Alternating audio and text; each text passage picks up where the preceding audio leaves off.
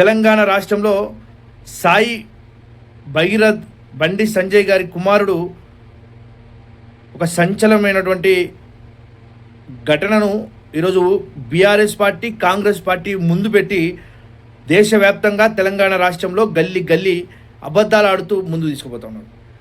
ఈ BRS party నాయకులు Congress party నాయకులు వీళ్ళే జడ్జీలు అనుకుంటా ఉన్నారు. ముఖ్యంగా కొన్ని యూట్యూబ్ ఛానళ్ళు కూడా వారే జడ్జీలు అనుకుంటా అన్నంత ఫీలింగ్లో ఈరోజు వాళ్ళు ఉన్నారు.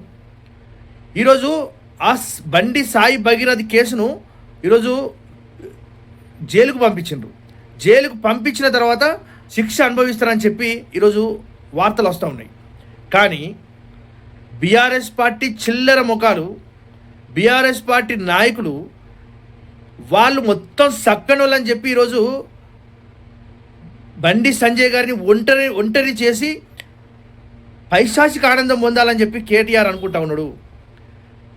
బీఆర్ఎస్ పార్టీ అధికారం పోవడానికి కారణం బండి సంజయ్ కుమార్ గారు. బీఆర్ఎస్ పార్టీని బీజేపీలో విలీనం ఆపింది బండి సంజయ్ కుమార్ గారు.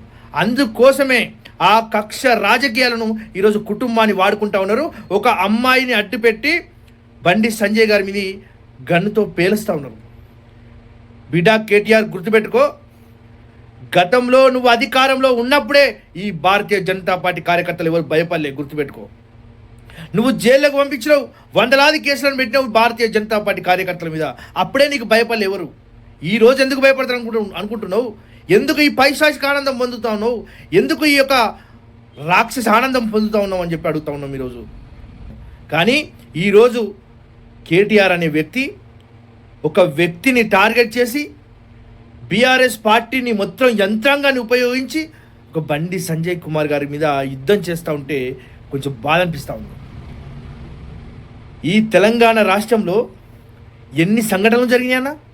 ఇదే సిరిసిల్లాలో కేటీఆర్ గారి బామ్మర్ది పిల్లలను, పసిపిల్లలు 10వ తరగతి చదువుతున్నటువంటి వారిని అత్యాచారం చేసినటువంటి వీడియోలు ఇప్పుడు సోషల్ మీడియాలో తిరుగుతూ ఉన్నాయి.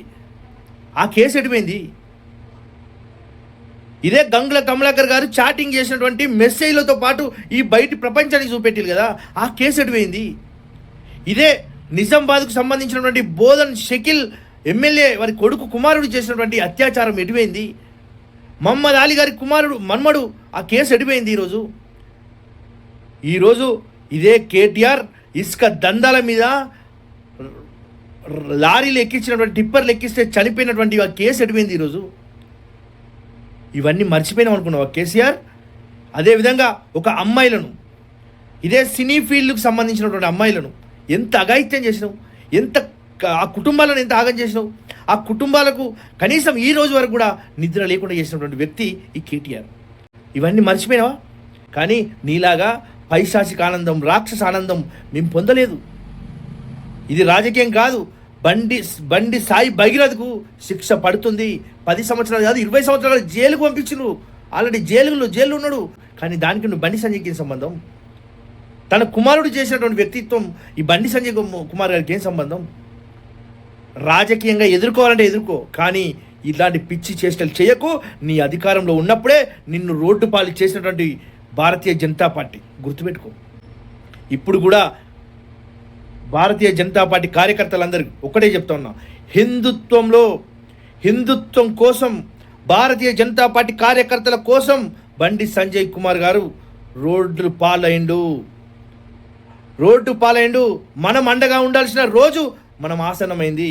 మనం ఈరోజు మన కోసం ఇన్ని చేసినటువంటి బండి సంజయ్ ఇన్ని గ్రామాల కోసం, ప్రజల కోసం, గ్రామ అభివృద్ధుల కోసం, ప్రజల కార్యకర్తల అభివృద్ధి కోసం, కార్యకర్తల నాయకుల యొక్క లబ్ధి కోసం, నాయకుల యొక్క రక్షణ కోసం ఇన్ని చేసినటువంటి బండి సంజయ్ కుమార్ గారి కోసం ఈ కార్యకర్తలు ఏం చేస్తారనే ప్రశ్న ఇప్పుడు మొదలైందన్న.